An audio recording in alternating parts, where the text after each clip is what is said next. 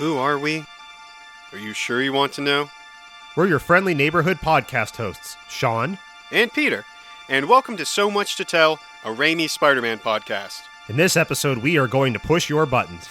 That's right, we're diving into the wonderful series of video games that were a tie-in with and an accompaniment to our beloved trilogy. I know for many of you, like me, this was the primary way you connected with the movies once you left the theater. And oh man, we cannot wait to talk about the fabulous virtual world we enjoyed with our hero in all of its 3D, multi-generational console glory. There's so much to tell this time around. The bosses, the hard levels, the plot twists, the bonus features, and... whew, oh yeah, the pizza delivery quests. Peter, I can't wait. Well, let's finish the theme song and press start.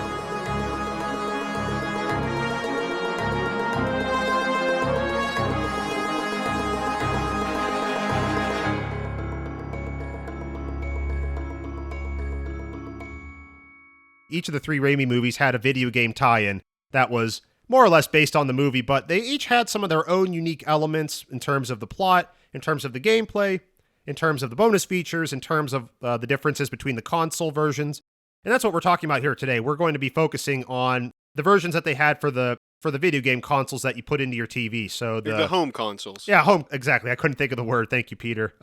So the GameCube, the PlayStation 2, and later on, we get into the more, let's say, controversial generation of consoles around 2006 and 2007. So the Nintendo Wii, the PlayStation 3, Xbox 360, that generation. So we'll be talking about the three movie games that came out for those consoles. So sorry, anybody here who played the PC versions, sorry, your boy does not have that covered. And similarly, I know the Game Boy games, I think, deserve a whole episode unto themselves, too, Absolutely. To properly unpack. But alas, this is not that episode. Nope, I'm sorry. This is definitely just going to be very focused on the games that Peter and myself both played on the home consoles when we were younger, and one of them a bit more recently. So, well, okay, you invoked my name there, and I have to say right off the bat, this one is definitely more your turf. You're definitely taking the lead on this one. I didn't play really any of the console games, only the second one.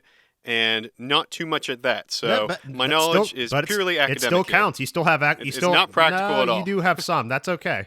That's okay. All right, well, your knowledge is far more practical, so I'm looking for you to take the lead on this one. I haven't spent as much time in the field as you have. Oh, well, I'd be happy to do that, and probably too happy, honestly.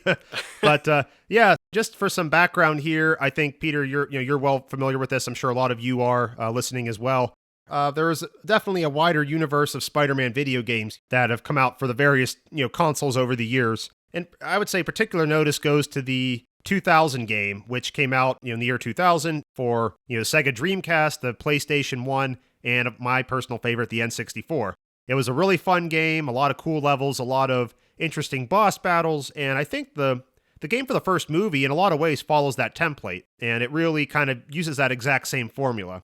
So I think having that game is kind of like the prelude or the background of the Raimi movie games, I think it makes a lot of sense. At least it does to me. Yeah. Because that was my first Spider-Man experience. I think, even though it's a different Spider-Man, it's not Tobey Maguire's Spider-Man, but it's still a very similar experience. And I think the Raimi video games really pay a lot of tribute and a lot of homage to the 2000 version, which in and of itself, I think, is a fabulous video game that holds up well to this day. And I know that was my first major experience with a Spider-Man video game, and it really whet my appetite. It really got me excited for playing the movie games as they came out over the years. Well, not only was it your personal beginning with the Spider-Man video games, but really that was the beginning of a new era of Spider-Man video games when Activision became the publisher for Spider-Man. Absolutely. As it would be up until 2014. Absolutely. I mean, definitely, I remember each of these games as a kid when, you put them into the console, you turn the power button on, and you see those loading screens, and sure enough, that big Activision logo was there every time for Spider-Man 2000 and all three of the movie games that I played. Well, I don't know if you want to bring this up later, but maybe it's worth mentioning because of the similarities. Sure. I know you told me an anecdote about the Kellogg's game. Yeah. Yes, so as I understand it, I didn't have this version myself, but I think there is an interesting tie-in more directly between the 2000 game and the first movie. Kellogg's used to put out these little discs. You could put them in your computer to play, like a level or two of a video game, to try to get you to buy the whole thing. And I remember they did that with Spider-Man, and it was interesting because it was billed as a preview of the Spider-Man 1 movie game, but really what it was the 2000 game just with the Tobey Maguire Spider-Man costume. So it was a little bit of a interesting hybrid. So the gameplay was the 2000 game, but the costume was the Maguire Raimi costume. So, well, and as I understand it, the gameplay isn't too far off from Spider-Man 2000 to Spider-Man the movie, the game. Yeah, exactly. The software company that developed Spider-Man 2000 was Neversoft, Mm-hmm. but the company that ported it over to the Dreamcast would be Treyarch, Mm-hmm. and they would be the ones that would then take over for the Spider-Man Sam Raimi movie That's games. correct, yeah. And my understanding is that they actually did pretty much build off of the Spider-Man 2000 design for Spider-Man 1. Yeah, that's what I mean. Like, the gameplay itself is very similar. The game is organized in a very similar way. The pickups, the power-ups are organized, and I can definitely link it back a little bit more to the 2000 version, which, as I said, I think was a great foundation, a great starting point, a great building block for the Raimi, at least the first game especially, which is, I'd say, the most directly based on that earlier model. So, yeah, so Spider-Man 2002, that was the first game of the trilogy, and the consoles it came out for were the Nintendo GameCube, the PlayStation 2, and the Xbox. And I myself, I had it on the GameCube, so I played it for many, many years on the Nintendo GameCube. And as far as I know, the versions between the consoles are relatively similar. The only major difference is that the Xbox version has a couple of extra levels and an additional boss that the other two games do not. So I don't know if you played the Xbox version, any of you out there. I did not play that version, so I've never had a chance to play the extra levels or beat that extra boss. But other than that, though, the gameplay is identical, the levels are identical, and there aren't really any major differences or distinctions between them besides the additional levels. So who was that boss, Sean? Well, Peter, I can't quite tell you that yet. It may or may not come up as a trivia question later. Interesting. Okay. Don't worry, you will find out. So we'll circle back around to that. We boss will then, circle. huh? We absolutely will circle back to that. That is definitely not the last we have to say on the matter. So yeah, the gameplay of Spider-Man 1 for the 2002 movie, it's definitely very much in the mold of the 2000 game in that it's a sequential, level by level beat 'em up game. You move through the level, you beat up the bad guys, you collect extras like health or webbing, or in Spider-Man 2002. You have like little upgrades to your powers. You can collect icons that give you additional combo moves for when you're in combat, that give you extra webbing attacks, or they enhance your webbing attacks. So they basically, the more upgrades you can collect, the better off you are, the stronger you are, the better able you are to beat up the bad guys with a decreasing risk to yourself. And so it's a level by level game, and the levels roughly follow the plot of the movie. So they more or less track to what you see on the movie, but they do add in a few additional plot elements and a few additional bosses that that you obviously don't see in the movie, which is, I think, a great thing because it exposes you to more of that wider Spider-Man universe, and it makes the game longer. It makes it more fun. It gives you more reasons to want to stick around and play it. You don't feel like you're getting cheated, or you're not just getting something that was haphazardly thrown together. You're getting something that is pretty well thought out, has an interesting story, and is a lot of fun to discover it as you move through it. And Peter, I know you'll appreciate this, as all three of these games have this. They have some form or another. They have a tutorial with Bruce Campbell, so he teaches you. Yes. He shows you the ropes. Yeah, I think we all appreciate that. Tells you how to do your attacks. He tells you kind of how to web swing. He tells you how to move around, how to stick to walls, all of the basic things that you need to know how to move through the game. So all three of the games feature that, and the first game is no exception. Yeah. He has the attitude that you would expect, very snarky, but also informative. So you learn a lot, and those tutorials are always a pleasure. That's all I can say. I really can't emphasize how much better every game would be with Bruce Campbell in the mix. Absolutely. I mean, he really, I think his time to shine, I would say, is the second game. So I'll definitely circle back to that. I think in the first game he's great, but the second game I think is really where he gets he stands out a lot more. So I think I'll definitely circle back to that. But so they kind of break up the game into stages, and each stage has, like, at the time it would have been pretty novel. It has like a little CGI cutscene, and it roughly tracks the movie. So the first CGI cutscene is Uncle Ben getting shot, Peter at the wrestling arena, and it kind of puts you into the setting for the first level, which is you're swinging around Manhattan, you're swinging along the rooftops there, and you're beating up gang members because they're all part of the same gang as Uncle Ben's killer. And the gang is called the Skulls. And Uncle Ben's killer is named Spike in this game. So oh, yes. So Flip Marko was a member of the Skulls? Well, we don't know that yet, but apparently, yes. Yeah, and they go all out in the game for it. They have like leather jackets with their big skull tattoos on the back, or their big patches, I should say. Not very subtle. No, not at all, but they try to build this mythology definitely with the Skulls being this tough gang in Manhattan. You know, they have their own clubhouse, their own hideout. And this is like one of the first levels where you sort of get to... One of the cool things about this game, now that I think about it, is Spider-Man gets to be a little bit stealthy. And some of these levels, you get bonus points if you can get from one point to another without getting detected by any of the bad guys. Now, is stealth as much of an element in the next 2 installments as well? No, not at all. No. Well, the third game a little bit. I'd say more so it stands out with the first game. I think so a little bit of an outlier. Yeah, the first game, there's a few levels where you definitely rely a little bit on the stealth. It's not a huge thing. And like, if you don't do it, you don't lose, but you can get bonus points if you do it well. Sure. And in some of the later levels, it's a little bit more important to, getting through the level without a scratch on you. And so this early level is like your first chance to sort of use and discover your stealth powers.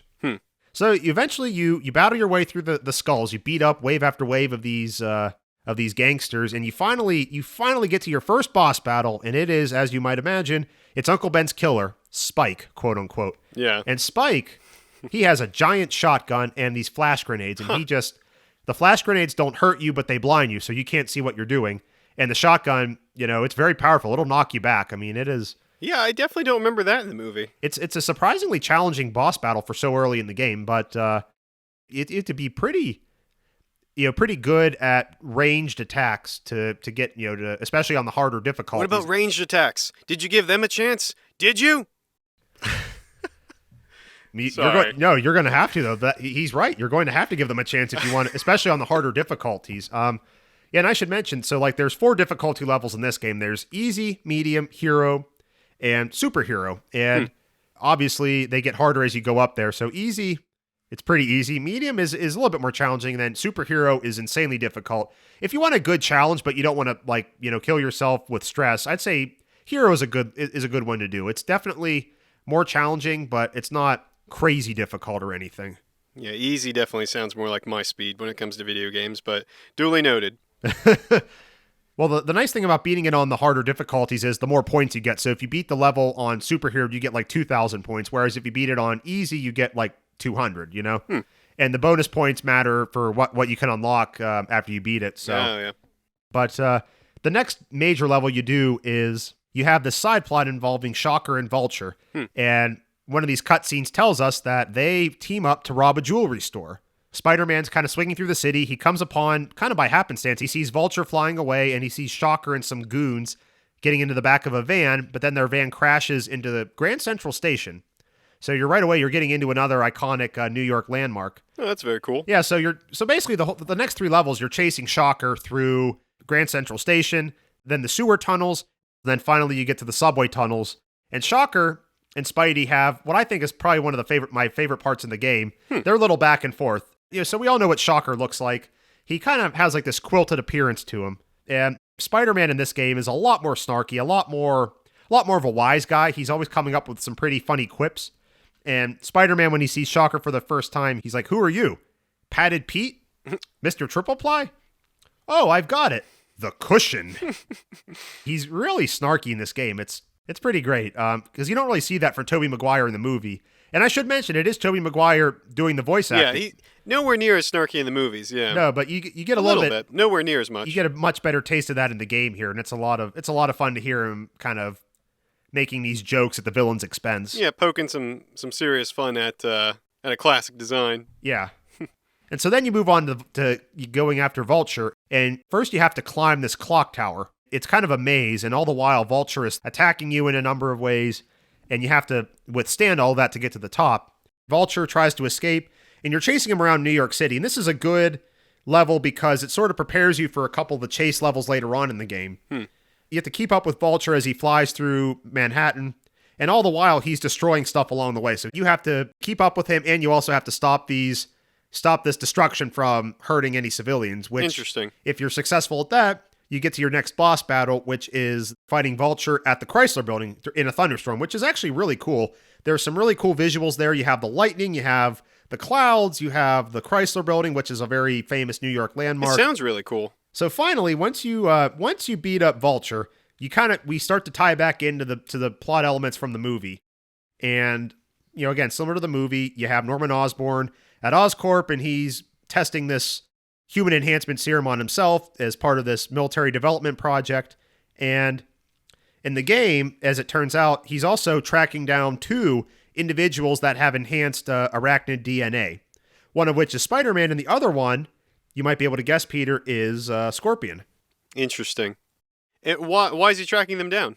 Because they want to capture them and figure out why are these people genetically enhanced. Huh. So they want to study them, basically. They want to figure out how did these people get to be enhanced without having to go through the performance enhancer. Like, what was the enhancer for these folks, in other words? Interesting.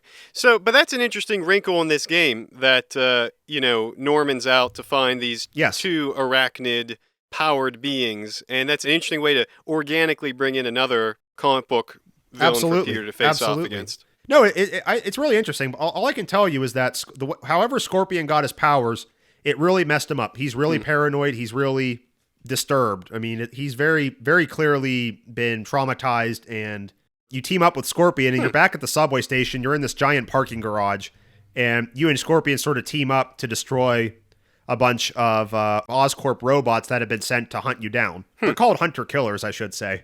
So they don't leave any doubt as to what Oscorp is trying to do here. They're trying to either hunt you or kill you. But after you beat all these robots back, you have another boss battle against Scorpion.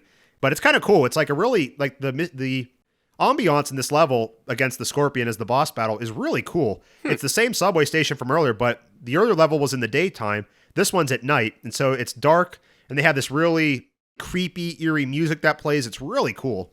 It's a really interesting sort of sensory experience fighting him in the dark and with this sort of creepy music all along. Yeah. So once you beat Scorpion, you finally really get back into the movie stuff. And the very next level puts you out at the World Unity Festival.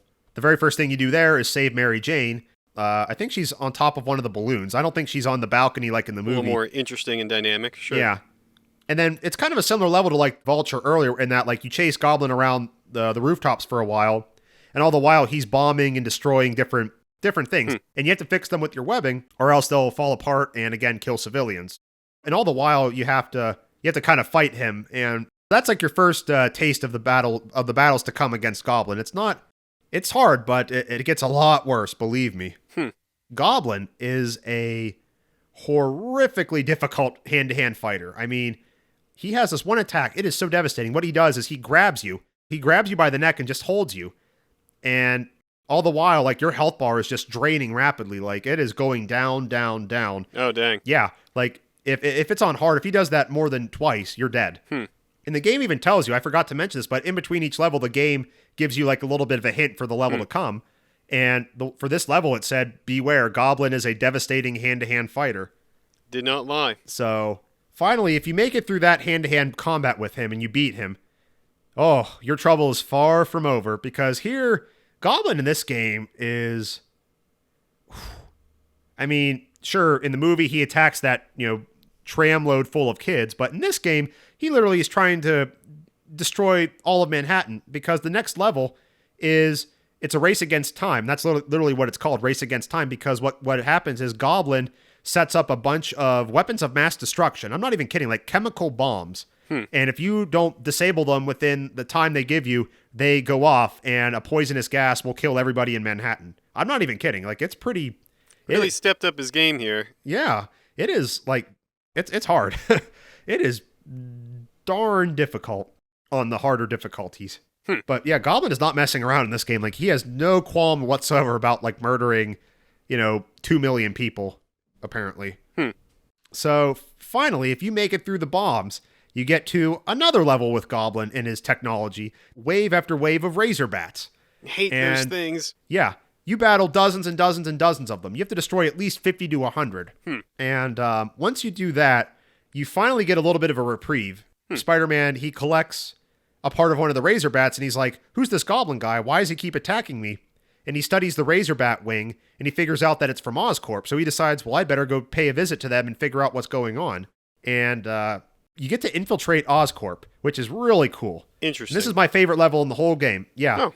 My favorite level in the whole game. It's called Breaking and Entering. And this is, I mentioned stealth earlier. This is like the level where I would say stealth is most important because you have to get from one side of the building to another. And if you can do it without getting spotted by any of the security guards, you get bonus points for it. But obviously, it's very hard to do that. I like that you get bonus points, but it's not necessary, so you can sort of find your own way. I mean, you're rewarded for being really good at it, but it doesn't hold you back. Absolutely. If you're not. I mean, in this level, there's a lot of shadowy areas where you get to choose. Yeah, like if you've mastered like how to crawl in the shadows, if you've mastered like, web zipping, if you've mastered all these different ways to get around without attracting attention, you definitely get rewarded for it.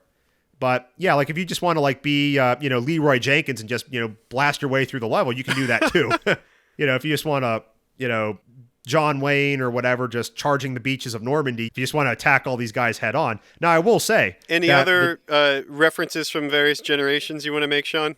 Well, I'm trying to cover all the bases here, but I was just going to say. John Wick, maybe, I don't know. Yeah, Teddy Roosevelt, whatever hard-charging, reckless male role model you want to think of here.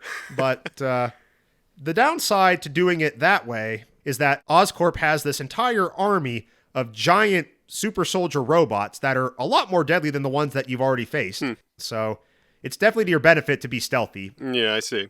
So that level is very fun. It's very challenging. It's a little bit different. It's not like just a beat 'em up. It's not just a chase level. It's just different. It's like you get to be stealthy. You get to be a little bit more slow and methodical with how you go through the levels. It kind of challenges you in a way that you haven't been challenged yet to this point in the game. And the music is really cool too, because if the alarm goes off, they have this really intense music. It's like very much like trying to make you sweat while these super soldiers and guards are running around looking for you. It's really intense. Like the atmosphere in that level is just chef's kiss. It is superb. It is such an immersive experience. And it sounds like this game really nailed atmosphere from how you've been describing it. It did. I mean, pretty much by and large. Oh, I mean, like with the lighting, with the soundtrack, with the level design. I mean, they give you a lot of really cool visuals and a lot of really cool sounds and music effects. So I think absolutely this game has a wonderful atmosphere. I could not say, enough good things about it. But so finally, you get to what I would argue is probably the most like disturbing level of the game, as if, some of these other levels weren't disturbing enough. But you get to a level called Chemical Chaos. And in this level, you are tasked with the not insignificant job of dismantling Oscorp's chemical weapons program. And the stakes in this level, I kid you not, could not be higher. Because if you mess up, the whole city is destroyed. You unleash this chemical reaction that just apparently kills everybody. It is crazy intense. I mean, you could potentially start some sort of international incident, too. I mean, it's, Absolutely. Once everything goes up, who's to say who the cause of that was? Absolutely. I mean, you never get in some scary international territory here. Very, very easily. I think it's a very dark way to tie back into this whole idea that Oscorp is developing weapons for the U.S. military. I mean, who uses chemical weapons besides terrorists, Yeah. Yeah, Oscorp sounds even a bit slimier in the game than it does in the movie. Oh, no doubt about it. I mean, they're same for Norman. No, I mean, they're hunting Spider-Man and Scorpion. They're sending out killer robots. They're developing very deadly chemical weapons. I mean, they're just doing all sorts of shady stuff. And in fact, the next level, it's more of the same because you have to battle this giant robot. And I mean, this thing is huge. Spider-Man in one of his quips says it's as big as Long Island. Where the heck did this thing come from? I don't know, but it's like Oscorp just has like this giant like hangar where they're just storing this giant robot. Oscorp has a kaiju division? Apparently, they have like this giant hangar where they just have this robot, and that's incredible. Pretty deadly stuff here. So finally, if you beat all of that, you get to escape from Oscorp. You finally get to the end of the game, which is one level where you chase the Goblin after he kidnaps Mary Jane, and then you finally get to that last boss battle, and this boss battle takes place entirely on the bridge. And so finally, if you beat Goblin on that last level, you get to the final cutscene, which is what I think is one of the more interesting divergences from the movie that this game has. But you get the big reveal, so he takes off his mask, and Peter is dismayed that it's Mr. Osborn. Peter says, "Mr. Osborn, why?" And then Mr. Osborn says, "Surprise, but the biggest surprise is yet to come." And so then What? the glider comes at you from behind. You jump out of the way like in the movie, and then it impales Goblin like in the movie. And then, and as his last words in the game, he says, "Tell Harry I'm sorry," instead of in the movie where he says, "Don't tell Harry." Yeah, that's an interesting difference. So that whole sequence is similar but so different from the movie. Well, I gotta say, this whole last section with Norman Osborn really seems to have gone off the tracks of the movie, with him coming after you for your spider blood and Yeah. the conspiracy with Oscorp and the robots and the plan to nuke New York. This whole thing definitely seems to have gone down a separate track from the movie. In this for the sake of gameplay, Yeah. naturally. One other thing too, I think like MJ suggests that she knows he's Spider-Man. I think so, In yeah, this because I one? think after Norman dies, Spider-Man is about to tell Mary Jane like who he is, but then she says stop, like I already know, and that's when they start kissing. Yeah, it's interesting how that diverged from the final product of the movie. But like once again, how are you going to capture like that interesting kiss moment from the movie in a game? Yeah, And, exactly. Tracking down like pieces of Oscorp technology does sound more interesting than like a tense Thanksgiving level Exactly. of a video game. Yeah, so I guess like you're right because I'll bet you Understandable, just interesting. like for just with the limitations of having a video game, you're right. A level about Thanksgiving would be a little bit more difficult to make a dynamic and interesting environment versus like you're battling super soldier robots or trying to sneak around, the Oscorp offices. Mm-hmm. It's just the limitations are a little bit different with each medium. Oh, So yeah. for the video game, yeah, it's going to be a little bit more condensed, a little bit more. There's going to be more adventure elements to it versus dramatic elements. So interesting to see how they make it work, but I think they made it work well. Sounds And like it. that's how the game ends. And there's one trick I'll mention. This is a good segue into the bonus features, but there is a pretty infamous glitch from the end of the game here, where if you can play the game as Mary Jane in her red dress, and if you beat the game as Mary Jane in your red dress, after you save Mary Jane, you start to kiss her, like in the movie. So at the time, there were some concerns because it looked a little bit like a lesbian sort of thing, and in the early 2000s, of course, that was a lot more controversial. Yeah. So definitely. Yep, that's my life. Complicated. Yep, and Peter, you nailed it right there because Spider-Man has a little bit of an outro narration there, and he says, "That's my life, complicated. Now go outside and play." Or I think he says, "Looks like you're done now. Now go outside and play." Nice.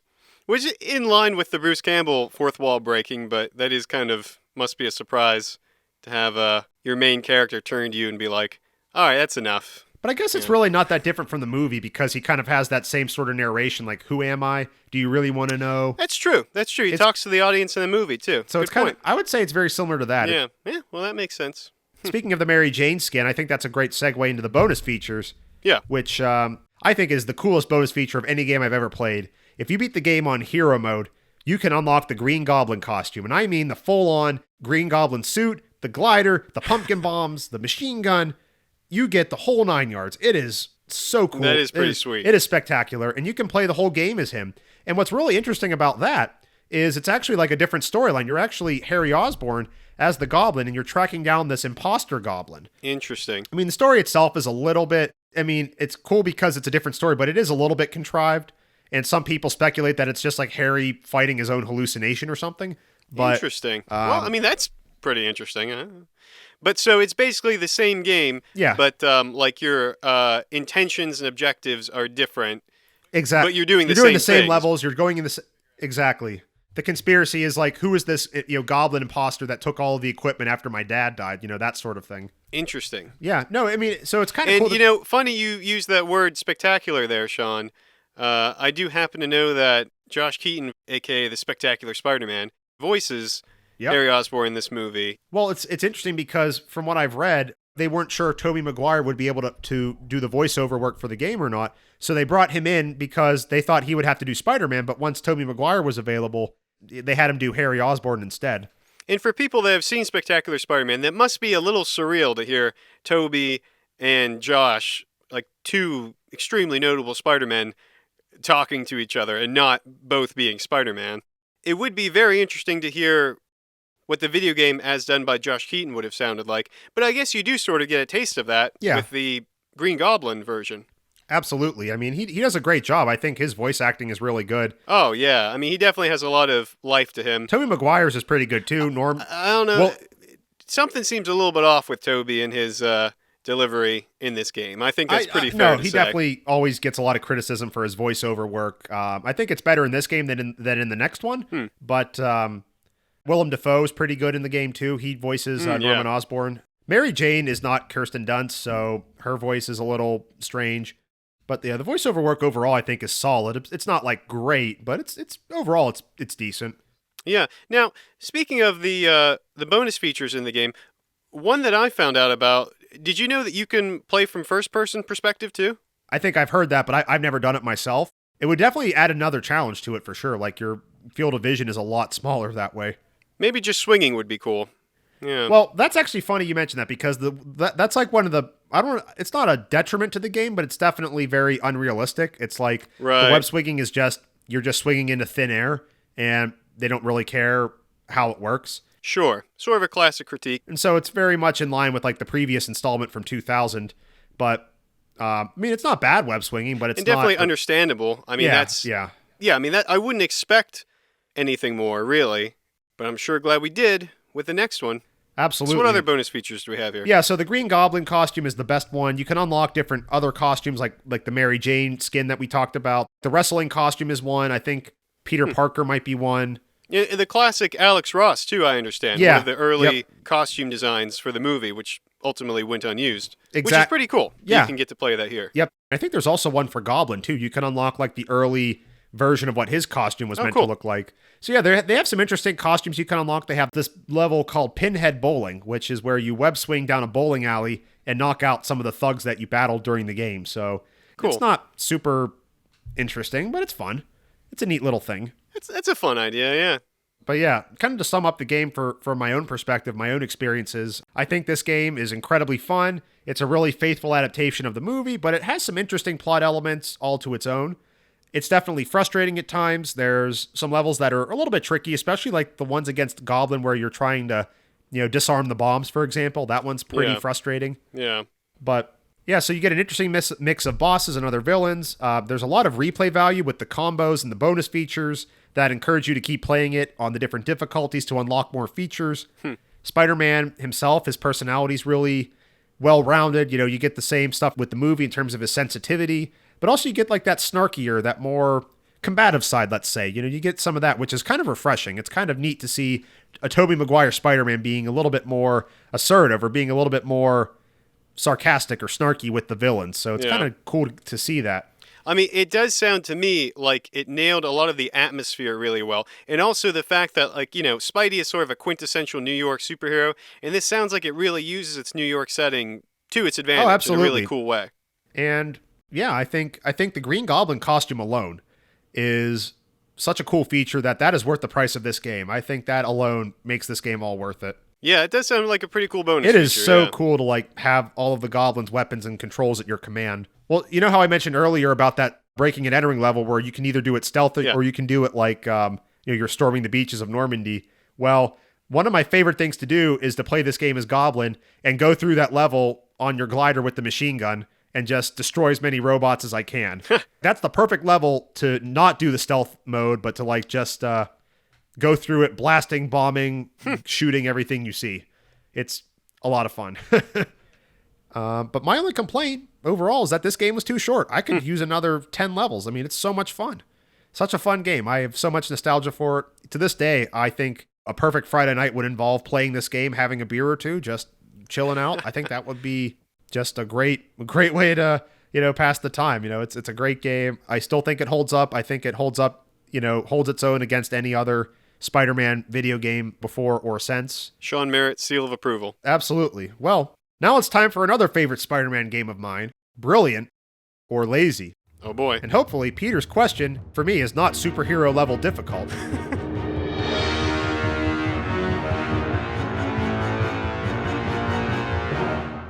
Okay, Peter. Well, here I go.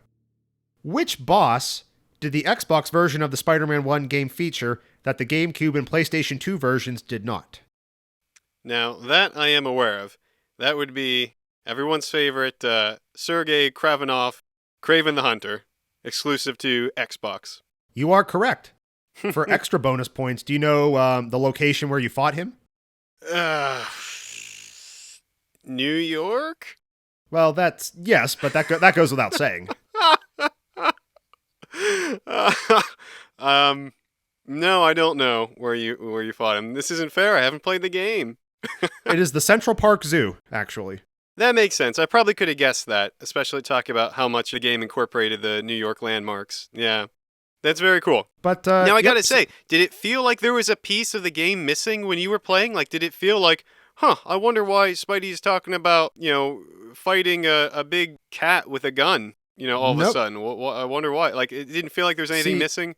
See, the thing is, like, I didn't even know about these levels until years later, so I didn't even know what I was missing. But from what I've read, it sounds like the levels were fun, but like, I don't think you missed out on anything like essential to what made the game, an enjoyable experience. So I don't feel like I missed out. But one of these days, if I somehow end up with the Xbox and an Xbox version of this game, I'll give it a try for sure. But that's a great question. I appreciate that. Sure. Well, here comes another question, Sean. Oh boy, I'm ready. As we've established, Kraven the Hunter is exclusive to the Xbox game, but he also returns in Spider-Man 3 for all the platforms. But Electro only ever appears in the Raimiverse games in one game on one platform. Can you tell me what that is? Well, my guess would be Spider-Man 3 for the PS2. Spider-Man 3 for the PS2, huh? Yep. I am afraid that is incorrect, old friend. It turns out that's actually Spider-Man 3, so you get that part right, but specifically for the Game Boy Advance version. Which, a little bit of a cheat there. I know I said this wasn't an episode for the Game Boy Advance, but that's the way the cookie crumbles sometimes. Well, I'll definitely talk in more detail about that. But yeah, one of the things that people got really annoyed about with Spider-Man 3, the video game, was that every console's version was a little bit different. There was not a lot of standardization between them, and there's a number of reasons for that. But you make a perfect example of that. Yeah, I didn't even think about the Game Boy version, but yeah, I don't recall playing Electro in any other iteration of the Raimi games. So no, you wouldn't have. That's interesting. So that means that now that we know who's brilliant and who's lazy, now we can move on. And, speaking of Doc Ock and his favorite aphorisms, let's move on to the video game tie-in for Spider-Man 2.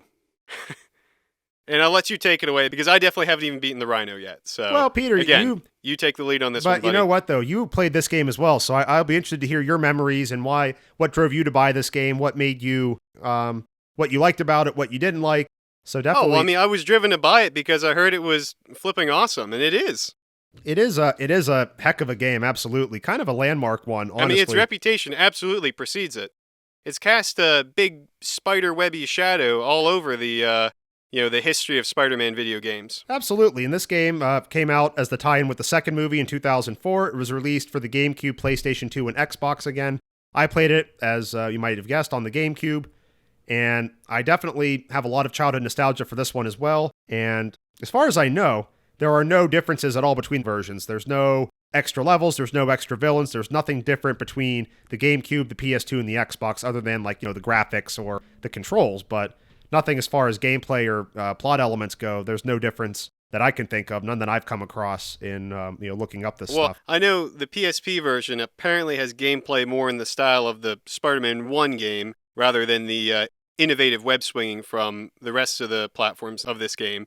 But like you said, story-wise, yeah, that's probably pretty accurate. Yeah, exactly. Like, these games are all pretty much the same, from one console to the next of the home consoles as we define them. But so this game is kind of it's very different from the first, and I think everybody who's played this game knows why. This is the first Spider-Man game, to my knowledge, that is in the so-called sandbox format. So it is the first game that sort of takes after the Grand Theft Auto format of just giving you this wide open area to explore, to do activities in, to do missions in, which you don't have to complete in any particular order for the most part. And it's the very first game that's a lot more open-ended like that. Now, you and I, neither of us are video game scholars, but I will say my understanding is that open world and sandbox are sometimes used interchangeably, but sandbox really describes more of like a Minecraft sort of game. I gotcha. Where it's specifically you can do whatever you want. Not necessarily you can go wherever you want, but you can like approach problems Oh, however okay. you want. So it's definitely more open world. Well, I never thought about that distinction, but I I mean, think this isn't exactly a video game podcast, but just to clarify. no, I think you make a good point there. And if I'm wrong, someone please correct me on Twitter. No, I think I think you make a good point there. It's definitely open ended. The very first Spider-Man game to be in that sort of tradition. Yeah, and it blew us all away. For the time, for 2004, it was pretty cool.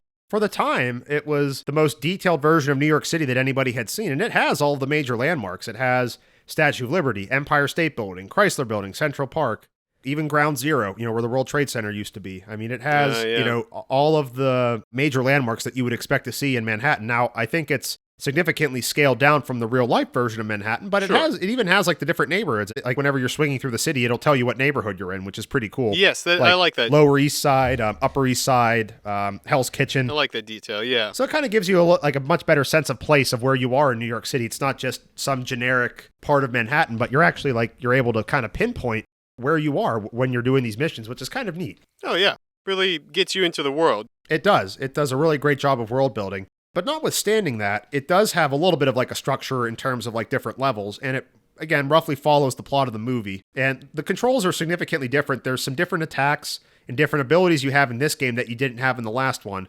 But there's also attacks that you don't have this time around. You don't have as many web-based attacks, but you have the ability to do this really cool thing called spider reflexes, where you can slow down time and dodge the bad guys' attacks and dodge bullets and stuff like that a lot more easily.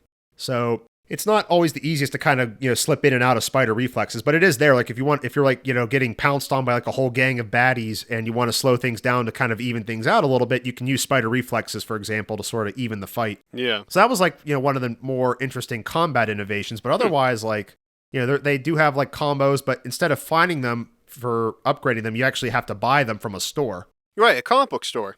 Yeah. So that's kind of a segue into how this game is set up. But basically, this game is entirely based on the idea of hero points. And when you complete levels or when you complete activities, you complete challenges, you get so many hero points. And you use these points to buy upgrades from the store. And the biggest one is you upgrade your web swinging speed. So you go faster and faster. And of course, the web swinging is what probably most people remember about this game. It was the very first Spider-Man game to be both open-ended and to have a realistic physics-based web swinging platform. So when you're swinging, you have to actually make sure that your line is being attached to a building and that your arc makes sense in terms of the physics of it. It's very, very different from the last game where you were just kind of swinging into thin air. You didn't care where your line ended up, but in this game, if you don't have anything to grab onto, you're not going to go anywhere. It's very realistic in that sense. Yeah, we can thank Jamie Fristrom, who was the lead designer on Spider-Man 2 for that. It was a designer on the first one and felt really pretty dissatisfied as a Spider-Man fan that you were basically swinging from clouds. Yeah. And so he really poured a lot of his own time into trying to develop this new, more accurate way of swinging around like Spider-Man.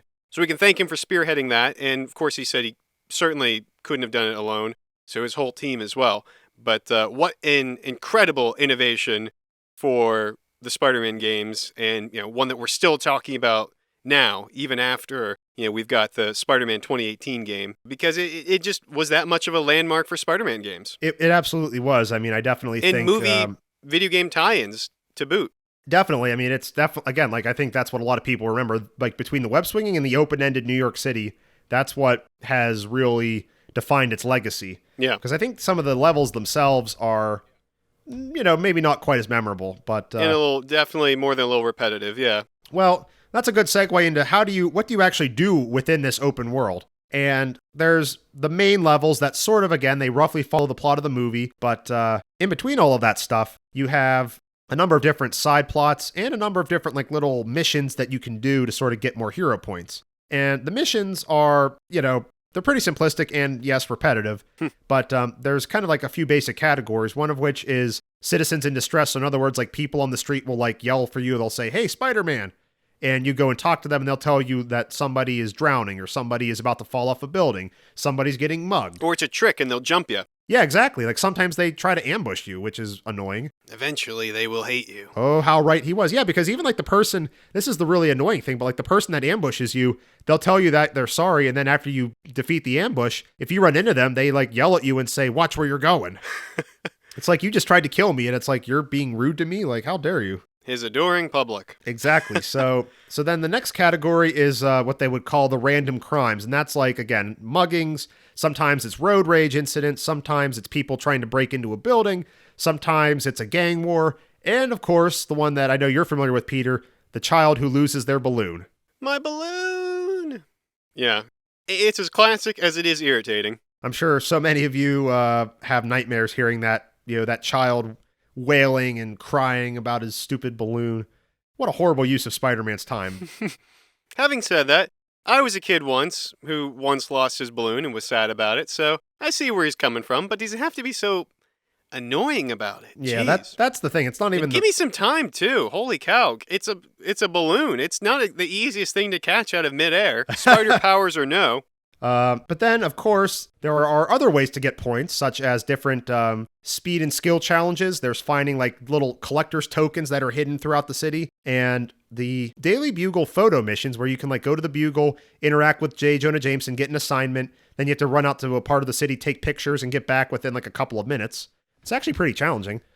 And then they have a similar set of missions for Mary Jane dates. So like you might go to Mary Jane's apartment and she has this date that she wants to do with you and you have to like race to the other side of the city within like a couple of minutes. So to beat these missions, you have to like be upgrading your skills constantly. You have to be constantly getting the higher swing speeds, for example. And finally, the most, I would say, legendary and hated set of these missions, pizza delivery. Oh boy. Ah, but that's the only one with its own memorable theme song. It does have the, very stereotypically Italian Finicini Finicula song to it, played on this accordion that one YouTuber compared to an organ grinder and an insane monkey playing the tune faster and faster as time runs out. True. But, it's certainly memorable. I know on at least one occasion, you and I have picked up pizza and blasted that on the car as we brought the pizza back. It's just fun. I mean, it's kind of a really cool way to like let you pretend like you're in the movie with that particular plot point of Peter delivering pizza. And Mr. Aziz in the game is a lot older. He's not this young guy that you see in the movie. He's a lot older and a lot angrier, if you can believe that. But so the pizza delivery missions get increasingly difficult, as they all do. And you start out making one delivery really close to the restaurant, which is easy. Then by the end, you're like delivering to like 5 rooftops, 1 boat. It's insane. Yeah, who's the jerk who orders a pizza to a boat? Yeah, well, the boats in this game are ridiculous too because some of the distress missions involve you having to save people from a sinking ship. And you have to do the same thing. You have to like sprint onto the boat, then you have to like get the person, then sprint back onto the land without falling in the water. If you fall in the water, it's mission over. Yeah, Spidey's not a very good swimmer in these games.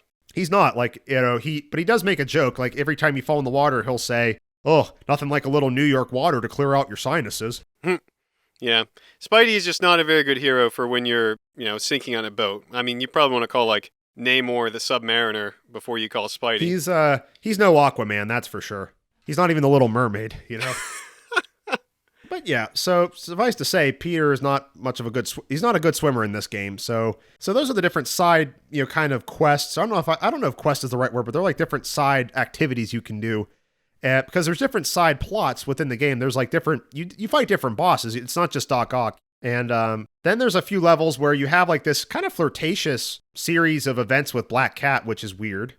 But, okay, I mean, you just kind of go with it. But yeah, boy meets girl, boy loses girl, boy meets another girl.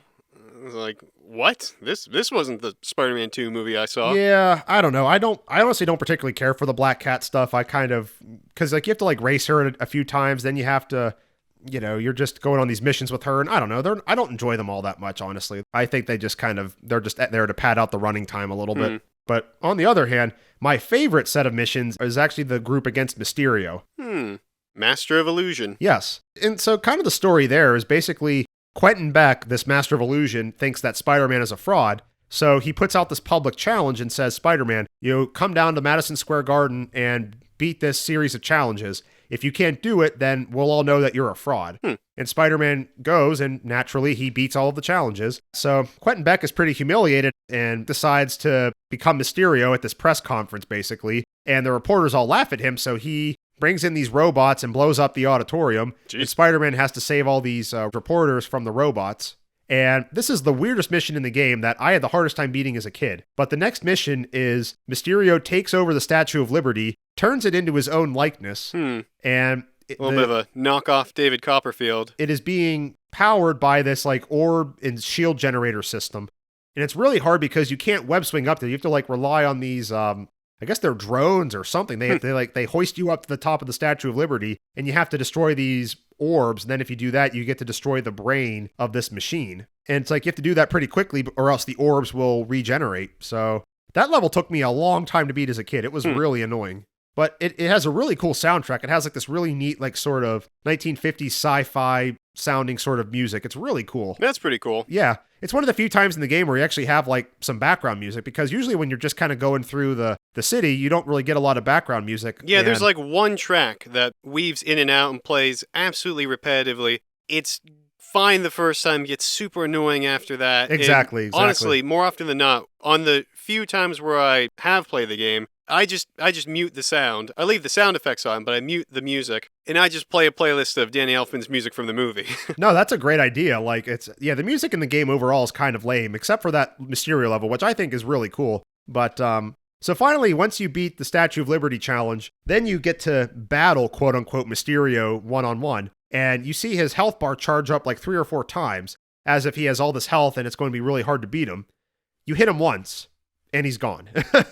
You knock him out in one punch, and that's it. That's awesome. I love that. I mean, he pulled a trick on you, the player. Yeah, exactly. Pretty hilarious subversion. I love that. That's hilarious. Yeah, he's literally all smoke and mirrors, and yeah, like once you hit him, he's gone. I mean, that must have been a heck of an experience when you're in the heat of the game and you get to that. That must have been quite a shock. Oh, absolutely. It was actually kind of a relief, though, because I remember, some of the other boss battles are pretty challenging, so it was kind of a relief to not have to work too hard to beat Mysterio. Well, not even the boss battle. That, like, Statue of Liberty battle or level is super hard. Yeah. So the boss battle against Mysterio is kind of a nice way to make up for that. Then after that, you jump back into the Doc Ock plot elements, which are a lot of fun. The final boss battle was really cool. I wouldn't know. Where you have to dismantle his new fusion machine, all the while he's trying to, come after you with his 4, tentacled arms. So it's a pretty challenging boss battle, but it's a lot of fun. As it should be. And the only thing I don't like about this game is that you can't go backwards. You can't replay levels once you beat them. The first game you had that ability to like go back and replay levels if you really like them. But in this game, you can't do that. And it's actually kind of annoying because I would love to like replay the Mysterio levels or like the Doc Ock levels again. That's kind of a shame, yeah. So once you're done, you still have the whole open world to swing through, but you can't just go back and play those levels. Yeah, that would have been perfect. Exactly. My understanding is that there was more content that they wanted to put into this game, but then they just didn't have the time to implement it before it had to go out, which is, of course, often, these video games are often a rush to the finish when they're movie tie-ins. Oh, absolutely. So, yeah. Totally understood. I mean, frankly, the Bruce Campbell running commentary is worth the price of admission alone, if you ask me. Well, that's actually, I didn't mention that, but yeah, like one of the things you can do to get points is that they have these question marks around the city, and they're little advice markers, they call them. And Bruce Campbell gives you different advice at each one. And sometimes more dubious than others. Yeah, some of them, like one of them, he literally gives you the measurements for Black Cat's figure, which is a little weird. Interesting. Very 2004. So there's that, but other times he actually gives you like really good tips about how to like handle yourself in combat or the different bosses. So I don't know, you kind of take the good with the bad there, but either way, it's really cool to hear, that's what I meant when I said earlier, he has a lot more of a role in this game. You get to really enjoy him at all of those different hint markers. Yeah. I think that's actually what they're called. They're called hint markers. But overall, I think there's some, neat bonus features, but I think overall, I think it kind of pales in comparison to its predecessor, where, I'm sorry, you just can't top the Goblin costume. That is so cool. Now, not that I would ever want to make anyone have to pick a favorite, but it kind of sounds like, of the games, whereas most people would probably say Spider-Man 2 was their favorite, it sounds like you're more of a Spider-Man 1 kind of guy. I am. Absolutely. I think Spider-Man 1 has better bonus features. I think the gameplay's more fun. The combat's more interesting. There's more web-based attacks in the first game. I like the storyline a lot more. There's no unnecessary diversion missions. I mean, for the most part. So, And with its connection to Spider-Man 2000, which is a game you also have a great affinity for, yeah. that makes a lot of sense. Yeah, because it's a very similar style of gameplay. So I can definitely appreciate it in that regard as well. So, but I think I mean, I will say though that I do think that exploring New York City is pretty cool in its own right, but it's also, with the benefit of hindsight, you do realize that it's a little bit rudimentary, but for 2004, it wasn't bad. Oh yeah, I mean, if they could work out the rights, I would be fascinated to see sort of like an updated re-release of this. I mean, it wouldn't necessarily compete with the current Spider-Man games from Insomniac, but just for the sake of updating this, I think classic in its own right video game for the modern console generation. It would be nice to see it just with a Oh, little bit of updated graphics and maybe with the ability to replay some of those levels. Would be nice just for, video game history's sake almost. no, absolutely. And that's kind of like my overall impression of this game. I think it's fun. I think it has some fun elements. I think the plot stays relatively true to the movie. There's I didn't even mention this, but there are some levels where you have to like hurry up and get across the city to get to Dr. Connor's class, for example. So you feel almost like Spider-Man in the movie where you have like 10 different things pulling you in 10 different directions. Daily Bugle, Mary Jane, Connor's class, Dr. Octavius's experiment. Dr. You have all these Connor's class. Yep. So you definitely get that sense of there's just a lot to do and a lot of space, to do it in. Sure. But I think on the other hand, some of the missions are a little bit repetitive. They get real repetitive real quick. Like once you do a few of them, like there's not a whole lot of variety. Yeah. So that can get a little bit tiresome. So yeah, I think the second game overall, it's fun. It's a landmark game. It definitely, was the first open ended open world, I should say, Spider-Man game. So that's, for that reason alone, it's historically notable. I think I can appreciate it for being, for blazing the trail, even if later games maybe took certain things and perfected them. But for what it is, I think it's a good game. Well, now that brings us to just one more of the mainline Raimi Spider-Man trilogy games. Yes. Breaking our way into the seventh generation of consoles here. Heading into the home stretch. So Spider-Man 3, the video game, released in 2007 along with the third movie. And this is where things get a little bit off the rails in terms of the number of versions and the differences between them, because this game was released right around the time when we were, there was the new generation of consoles out. So you had the Nintendo Wii, Xbox 360, PlayStation 3. So all of those newer consoles got the game, plus the PlayStation 2, because so many people had PS2, it would make sense to not want to alienate that market. Sure. And my understanding is that each of these versions is significantly different from the others, especially the Wii, because the Wii, and you know how the Wii works, it's like all based on how your arm is moving.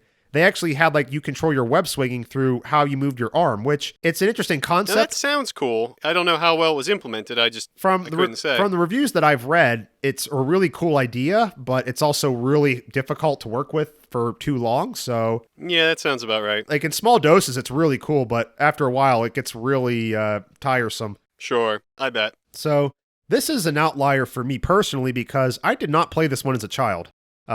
My family had the Nintendo Wii, but we never had this game for it. And I never had, the PlayStations or the Xbox either. So I didn't play this game at all until 2021.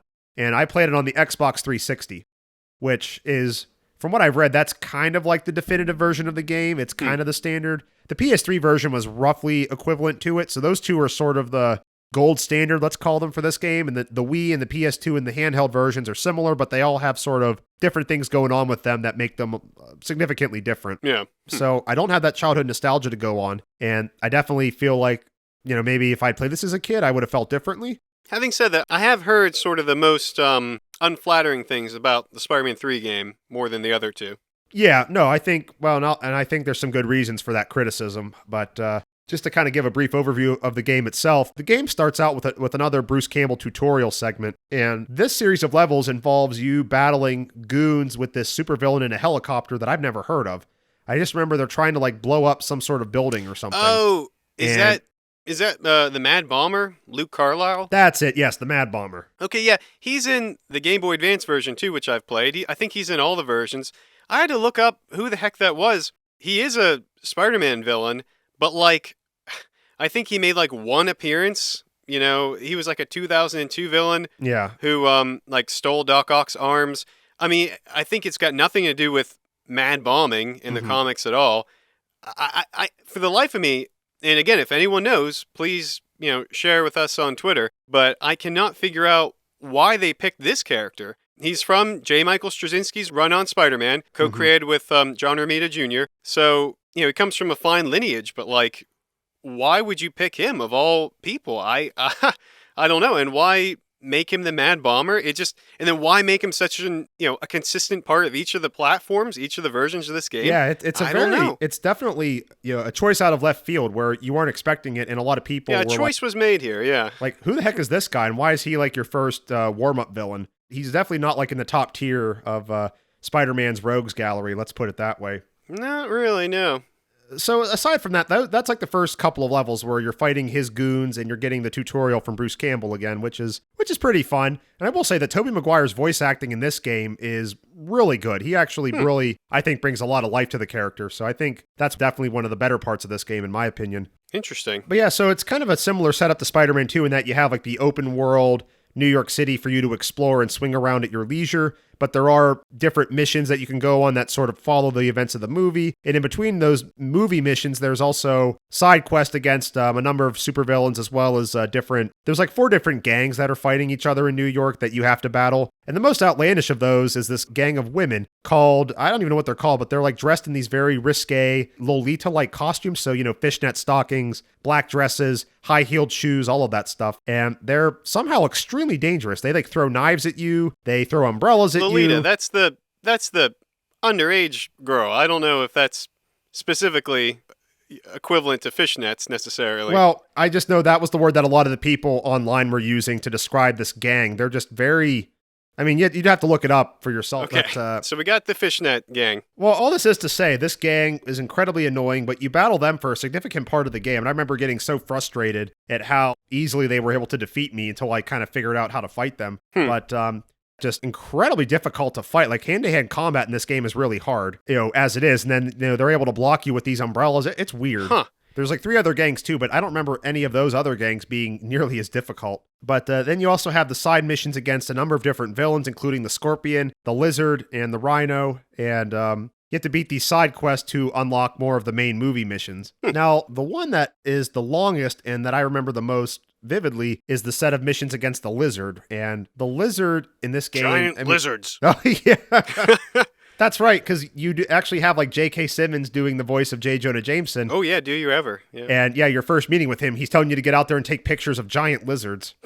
So that's the Lizard's doing. And it's kind of cool because in the Raimi movies, they sort of tease Dr. Connors. They sure do. tease the Lizard, but they don't really go anywhere with it. Whereas this game, I think, is kind of cool because it gives the Lizard a bit of a story arc. Cool. So that's actually really neat. So we never got that in the movies, but at least you get it in the game, yeah. But the levels themselves were particularly hard. And the hardest set of levels in this game for me was you're going through the sewers of New York fighting the lizards, the lizard men, they call them.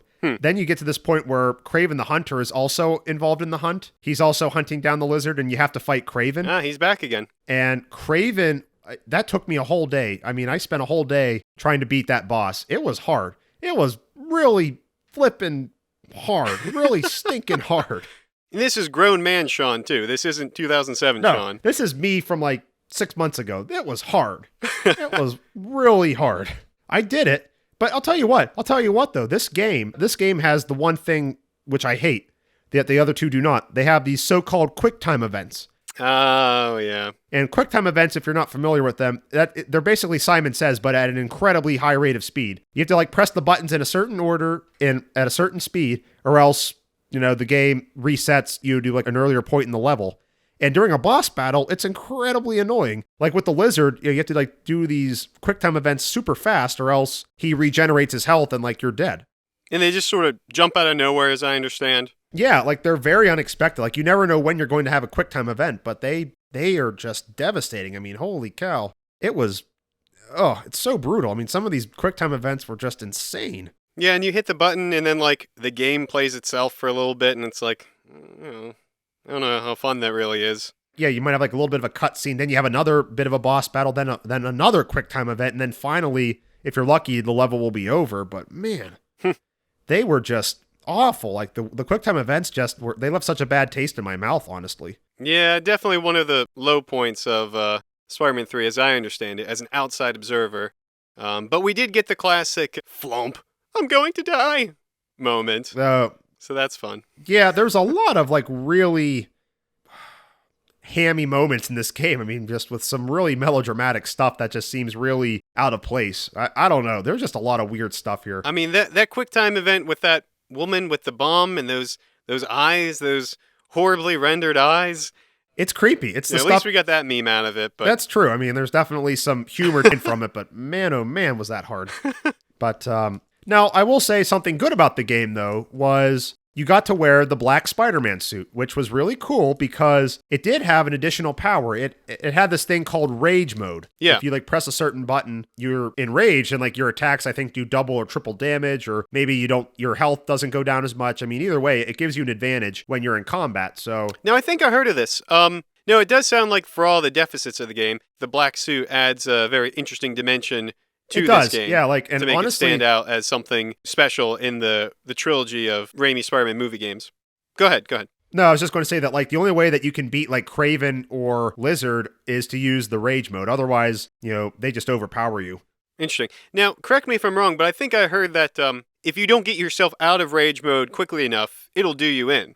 I don't recall ever having that problem, but that very well could be true. I honestly don't remember. That might be the case on one of the consoles. I don't know which. And that's the thing. It's like the different consoles, they have different boss battles. Like the PS2 version has different levels that the other ones don't have. Because that is a very interesting idea. And I know in my research, my understanding is also that in like the Wii games, the PS2 games, the PSP games, you can switch back and forth whenever you want with the black suit.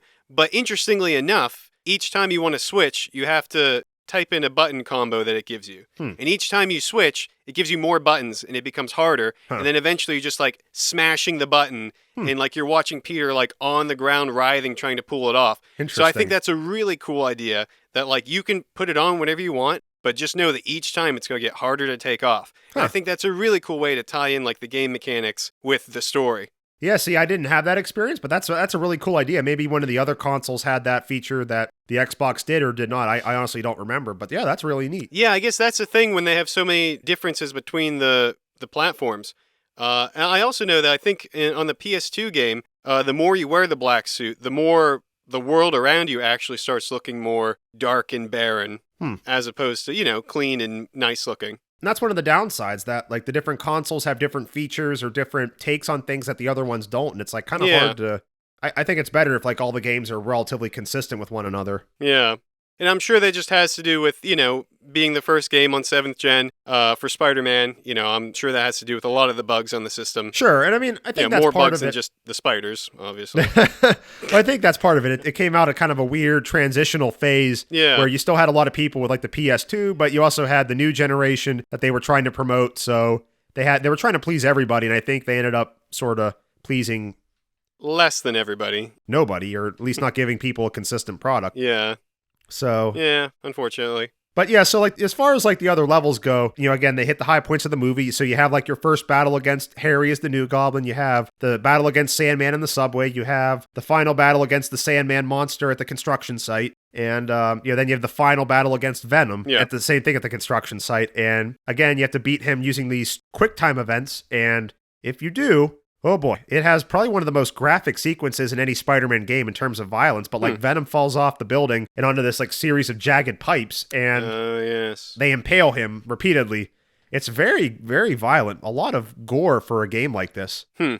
But yeah, I would say overall the game was good. It didn't have as much in the way of bonus features. In fact, I was just researching it, but I think the main bonus features were downloadable content. And so this was the first game to feature that, where it's not built in so much as it is like you just download it online, which again, keeping up with the times, sure. Right, DLCs.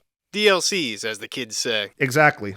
But yeah, it didn't have anywhere near as much like built-in sort of bonus content. Yeah, changing times. Well, they did have like different versions of the game that had more, like I think there was like a so-called collector's edition for the PS3 that they had, but for the most part though, they were kind of stingy with the bonus features with this one. Yeah. But on the other hand, I mean, the New York City environment was a lot more detailed than in the second game, and it was bigger too. So I mean, you did have a lot of cool environments to swing around in. The web swinging itself was not quite as good as the second game, but it was still pretty fun, pretty slick, pretty fluid. And I remember a big part of the marketing too was like, now for the first time, even the sewers are within your reach. Yep, that's actually a good point because you do spend some levels underground, which is kind of cool. You never really saw that in the other two games, so it does sort of expand a little bit on the open world system. It does. It definitely does. So I guess overall, I would say what the game, it's kind of like the third movie in that what the game does well, it does really well, but there's a lot of other stuff crammed in there that maybe they could have done without, or they could have, done it in a better way. So very interesting. I think it's fun. Do I think it's as good as the other two games? Not quite, but I think when it does well, it does really well. I think it's still fun. Like if you really want to complete the trilogy, I think it's definitely worth it. But I also don't think you're missing out on too much if you go directly from Spider-Man 2 to, the 2018 Spider-Man game, Oh, sure. But for those curious, it's worth a look. Exactly. It's definitely got some charm to it, but it's also, again, not maybe the most integral piece of the Spider-Man video game pantheon. So now that we've talked about all three games, we face a heck of a choice in picking our favorite, or at least I know I do, or maybe I don't. But what better way to celebrate hard and sadistic choices than with a game of We Are Who We Choose to Be? All right. A game in an episode about a game. Very, very meta. Okay, well, I guess I'll go first, Peter. So it's kind of funny that you mentioned this earlier because it basically is my question, because you mentioned playing an updated version of the Spider-Man 2 game from 2004, updating it to modern systems and graphic capabilities. Yes, I did mention that. Yeah. So my question to you is, would you rather play an updated version of Spider-Man 2 with modern graphics, modern New York City, but it still has that Tobey Maguire Spider-Man in his costume, or would you rather play the original Spider-Man 2 game in 2004, as it was in 2004, but with Andrew Garfield as the Spider-Man? Huh. Interesting. So basically, like, updated game with Tobey Maguire, or the original game, but with Andrew Garfield and his, personality and mannerisms. Interesting. Yeah, I sort of get the impression that Andrew Garfield's voice acting might be a little livelier, but then again, that's not necessarily what I, went to the game for. I think for me, it's going to be pretty easy choice. I would rather have an updated, nice, shiny, new version of Spider-Man 2, the video game. Okay. That's fair. I would pick, absolutely. I would love that. I would pick the same thing. Quite honestly, that would be so cool to have him, Tobey Maguire as Spider-Man swinging around the game as it looked in 2018. That would be such a neat thing to experience. So I definitely agree with you there. Yeah, why not? I mean, we got the wild, Bow for Bikini Bottom remake out of the blue. That's true. There was a licensed game that people liked, and they said, "Hey, why not? Let's dust it off." Now, Like I said, I know the rights issues are a little more troubling these days, but I mean, let's face it, if the companies really wanted to, they could figure something out, as we've seen. Well, where there's a will, there's a way. Yeah. So leave it to the lawyers. Yeah. They'll figure it out. We usually make things worse, but we'll try. But I'm ready. What's my sadistic choice, Peter? Well, the choice you face, Sean, is would you rather instantly sink anytime you so much as dipped a toe in the water, or would you rather hear a constantly accelerating funicula every time you ate pizza? Oh, definitely the funicula. I can't tell you how much I hated. I can't tell you how much I hated in Spider-Man 2, how much I hated the fact that you couldn't even swim or, tread water for even a second. That is pretty annoying. But then again, so is hearing that song every time you're trying to eat pizza. Yeah, but it's just, that song is taken on... You don't think that would put a little bit of a damper on eating pizza? Like, you mean like in real life if I heard that song every time I ate pizza? Yeah, I mean in real life. Oh boy, that would be annoying. That's what I'm asking. You said sadistic. But I'd still rather be able to swim, so I would definitely take the pizza. Yeah, that's fair. Because honestly, people hum that song or sing it to themselves anyway when they're eating pizza or delivering pizza or Italian food for that matter. There's always a song like that or, one of the other stereotypically Italian songs that people were thinking about. So I mean, the two are inextricably entwined now thanks to the Spider-Man 2 video game. So I guess why not? Yeah, I'd still rather keep my ability to swim. Yeah. So I would agree. I'd have to agree. I mean, that's at least one thing I have over Spider-Man. I can't stick to walls. I can't swing from webs, but at least I can swim. So I don't know. That's a tough decision there. But I definitely would have to say I'd rather keep my ability to swim. So that's fair. Same here. Bring on funicula. Probably the best part of that game's soundtrack, honestly. But Probably right. Well, with that, I think we've pretty much covered an overview of these games, at least. yeah, this was meant to be sort of like in college. They call them like the survey courses. This is just meant to sort of give like a little bit of an overview, and maybe hopefully we sparked some good memories or some fond memories, or maybe some not so fond memories of different levels or different boss battles that you encountered years ago. So if it's a good memory, we're happy. If it's a bad one, we're sorry. But either way, these games I think were such a cool way for the fandom to interact with the movies and really, literally picture themselves in the middle of the action, which I think is the best part. It's like you get to be Spider-Man. You're controlling him. You're the one telling him where to shoot the webbing, where to hit the bad guy. I mean, there's a lot of really cool interactive elements to these games, and so I think that's why they're such a fun part and such a nostalgic part of my experience with the Raimi trilogy. So we absolutely hope you enjoyed this as much as we did. I know Peter and I had a blast just kind of reliving some of these video game glory days.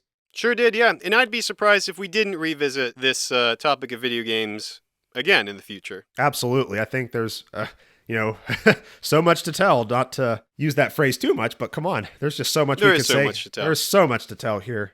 And if that's not enough, you can take 2 buses and a cab to Twitter at SMTT Podcast, as in So Much to Tell Podcast.